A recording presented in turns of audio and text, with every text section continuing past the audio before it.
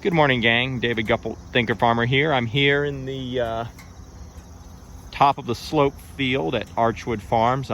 It's Friday morning. We're about to go to the South Pole field day, the National South Pole field day, and I'm moving the stalkers in here for the weekend. And there's a lot of Johnson grass. I called them. They were in the school field right now, and here they come. Got that red steer in the lead. I'm gonna try to get to the right side of them so I can watch them. Hey, bud.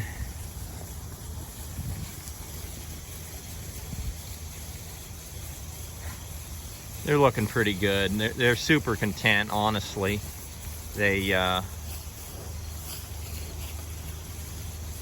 Yeah, honestly, they could have stayed in there longer, but I want them in here for the weekend, and I'm doing what I would call flash grazing. I'm really just tipping the plants. We've had some good rains, some cooler temperatures, and I want my cool seasons to grow for stockpile. Still got a little bit of fly pressure. Was up 2017. You can go ahead. That looks like an 8 weight right there. Well, 7 or an 8 weight. That'd be it. Nah, it's an 8 weight. The red steers in this group have gained really well.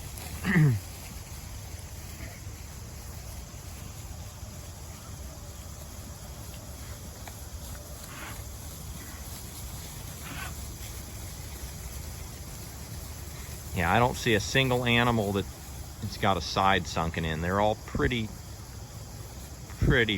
full. Yeah, they all look good.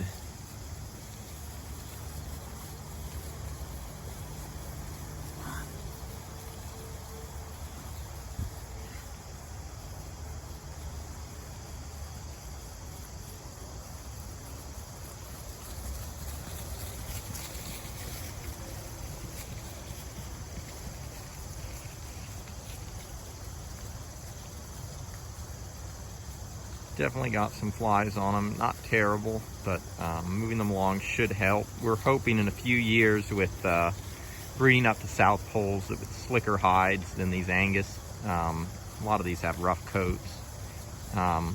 Will mitigate some of the fly pressure.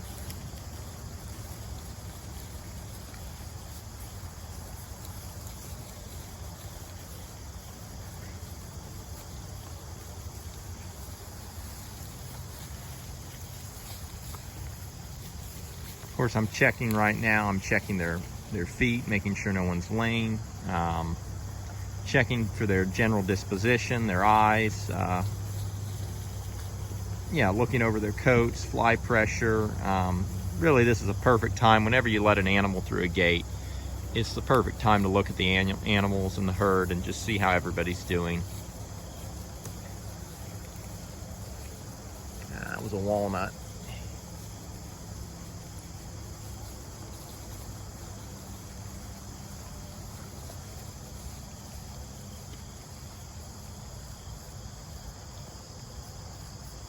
I think these are the tail end of the steer calves.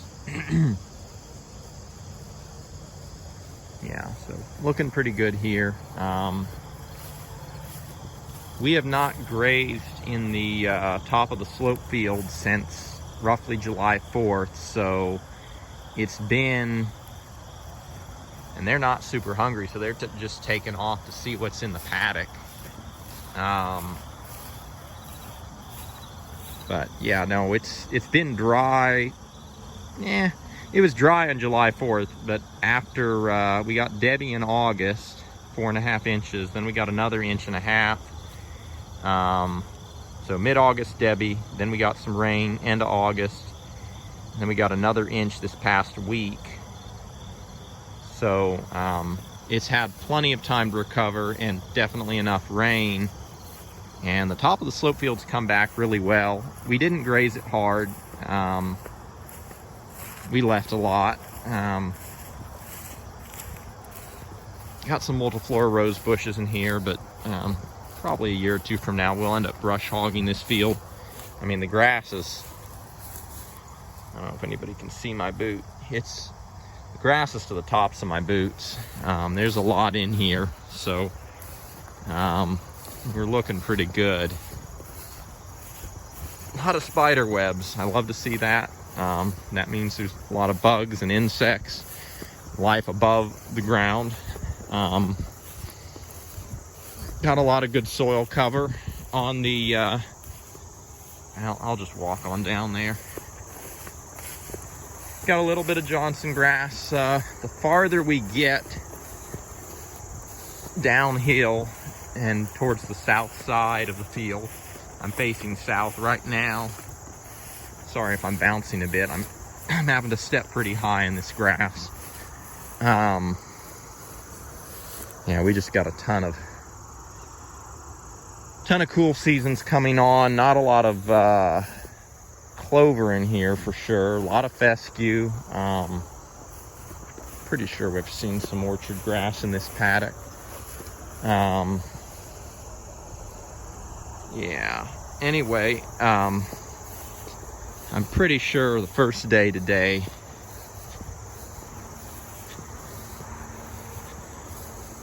they're just going to go after the Johnson grass right here on this south-facing slope. It steeps off pretty well. And what you see over there that's gone to seed, that's really tall, that's Johnson grass. It's over the head of that red steer down there.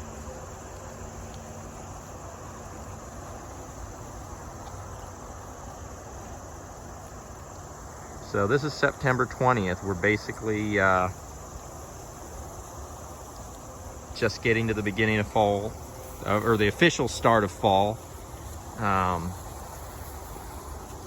Everybody's doing pretty well. The animals are full.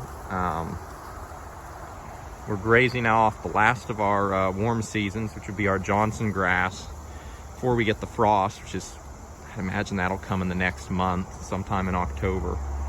And we missed out on a lot of Johnson grass during the season across most of our farm because of how dry it was, but it came on pretty strong here. It grew up in July in this field, and then really didn't, it kind of stayed short because we didn't get rain, but then the rains we got in August have allowed it to bounce up. And we need to graze it now because not only is it going to frost, but it's also already starting to dry up. If you look at the base of the plants, you're already starting to see some brown leaves coming in. So I'm glad we let it go to seed, but I'm glad we're grazing it now. Anyway, yeah, they're going to be in here planting. It's a 15-acre field. I'm essentially grazing it high and planning to come back, since we seem to be getting adequate moisture and cooler temperatures now. Planning to come back and graze it at least another time for the fall, and then